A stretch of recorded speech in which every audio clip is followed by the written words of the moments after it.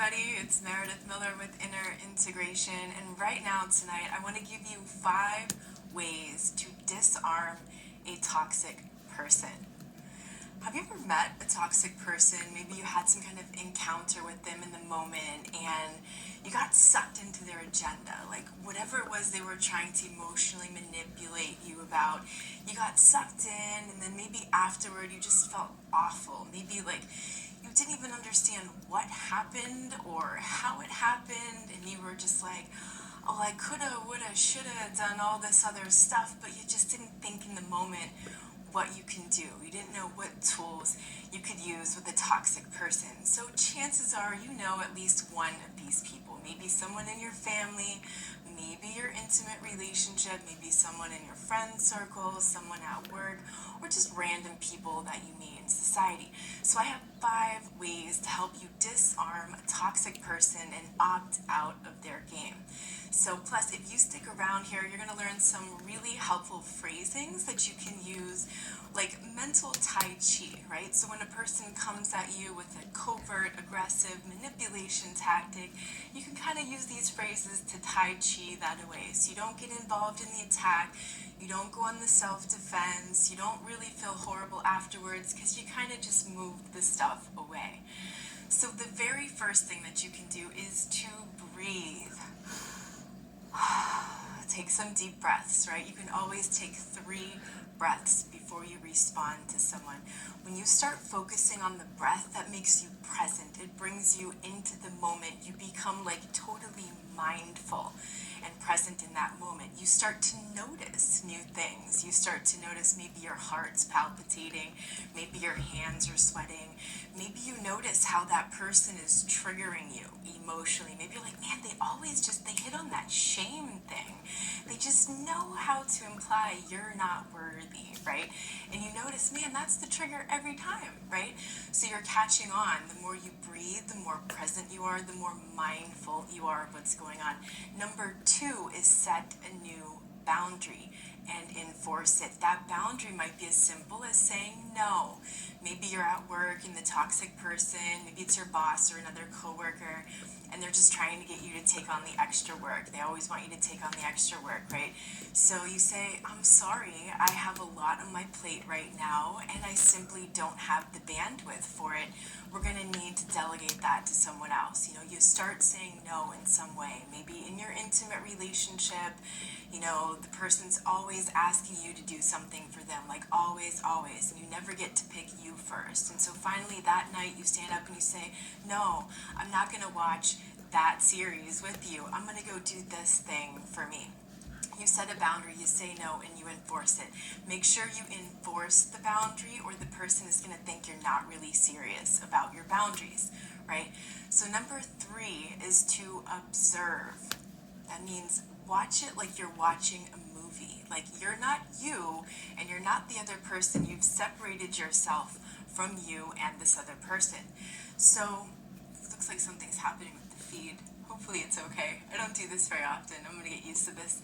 So when you're observing, right, you've now separated yourself. You're watching like a movie. You can see this person. You can depersonalize the abuse. You're not caught in the drama, because when you're caught in the drama, you're going to want to immediately emotionally react to what they're doing, and that's how they win. That's how they get you, is when they get you to emotionally react, right? So you don't want to get upset and angry. You don't want to act really happy and positive either, because either emotional reaction, they're just going to hone in on that and somehow manipulate it. So when you're observing things, it becomes less emotional. You can detach, you can watch the movie, you can see things happening from a different perspective. It gives you more of a delayed response, and it gives you a lot more power in how you respond. So number 4 on this tactic list is to guard your attention like your life depends on it, because it probably does. Where you focus your attention is where you focus all the power of your mind. And that is the greatest tool that the narcissist, the psychopath, the sociopath, the borderline personality will use against you. They want to direct your attention to something. They want you to focus here. They want to elicit a certain emotional response, thereby controlling your behavior, right? So if you control your attention and you catch they're trying to pull you down that way, and you're like, and you keep that attention where you want to keep it, you cancel, you delete, you redirect towards whatever it is that you actually want to pay attention to. They'll like to invite you to doubt yourself, for example. And, maybe you tell them about a hope or dream you have for the future, and they're like, well, blah, blah, blah, blah, blah.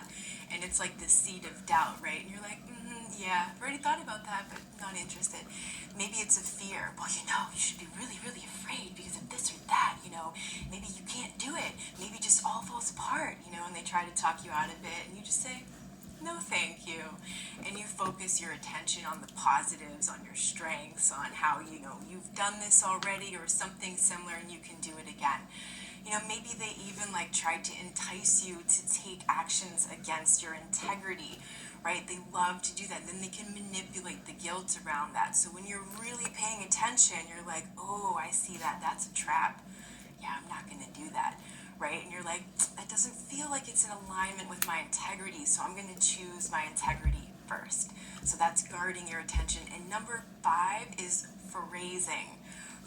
This is used to diffuse the tension. It's used to deflect whatever covert manipulation attack is coming at you, kind of like a Tai Chi movement, where you don't absorb it, you don't hit back, you just kind of redirect it over there, returning the responsibility to the rightful owner. So I'm going to give you some of these phrases, but let's wrap that first part up, and let me remind you that if you ever at any point in the conversation start to get upset, refer to number 1, breathe, right? Just keep coming back to number 1, breathe. If you don't know what to do, go back to number 1 and breathe. That's going to give you a moment to get some distance, to start observing things easier, to become more mindful.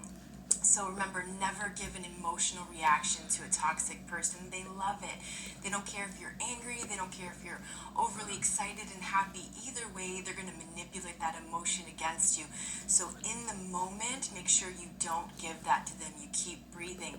Then you want to go away later, back to your home, back to your safe and sacred space where you can process that emotion. Any emotions that came up, maybe you're angry, maybe you're sad, maybe you're like, why would they do that thing? And so you work it out by yourself. You imagine this person's there. You let all the emotions out. It's really important to get them out.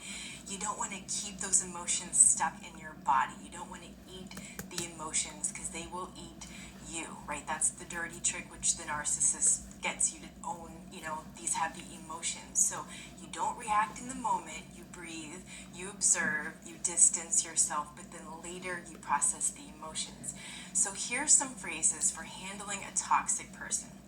So let's say the first scenario is like you set this new boundary and the person's like, well, you're selfish and I don't feel blah, blah, blah, blah, blah because you're selfish and you set that boundary. What you can say is something like, that's interesting.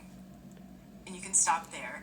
Or you can say, that's interesting. I wonder why you think that. That's interesting. I wonder why you say that. And maybe they're calling you whatever, and all sorts of names, right? You can use this sort of tactic. I learned this many years ago when I was teaching high school. I took this awesome continuing education class, how to deal with difficult students. Oh, you're a horrible teacher and you're this and that, and why do we have to learn Spanish or whatever? That's interesting.